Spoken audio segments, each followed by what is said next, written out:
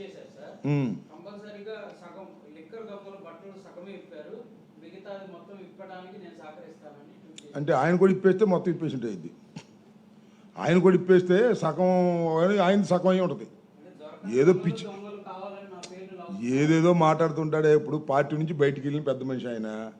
Party నుంచి బయటికి వెళ్ళిన తర్వాత మా మీద బురద చల్లడానికి సిద్ధించుకున్నాడు. చంద్రబాబు చేతిలోకి వెళ్ళిపోయాడు. ఏముంది దానిలో, ఏదైనా మాట్లాడతాడు. అలాంటి వాటికి ఏం సమాధానం చెబుతాం అడ్డగోలుగా మాట్లాడే వాళ్ళకి? మా పార్టీ నుంచి బయటికి వెళ్ళిపోయాడుగా. ఇక మా పార్టీ మీద బురద చల్లే కార్యక్రమం చేస్తున్నాడు. చేసుకొని ఎవడు కాదంట. ఇలాంటి చాలా చూసాం.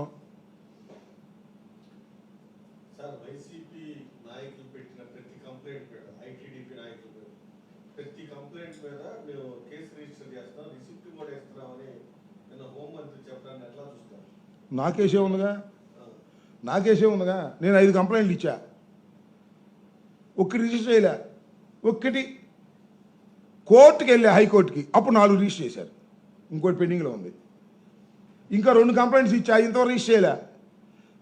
ఊరికే అసత్యాలు చెబితే ఎలాగో హోంమంత్రి గారు అసలు ఏమంటే ఏం జరుగుతుందో తెలుసా పోలీస్ స్టేషన్లో? బుస్ ఆయనకేం తెలియదు. నారా లోకేష్ నాయుడు చెప్తాడు. ఆమె డైరెక్షన్లో పనిచేస్తున్నారు, ఆయన డైరెక్షన్లో పనిచేస్తారు అందరూ. హోమ్ మినిస్టర్ గారికి ఏం లేదు, మైక్ ముందు పెట్టి మాట్లాడుతూ ఉంటుంది అంతే.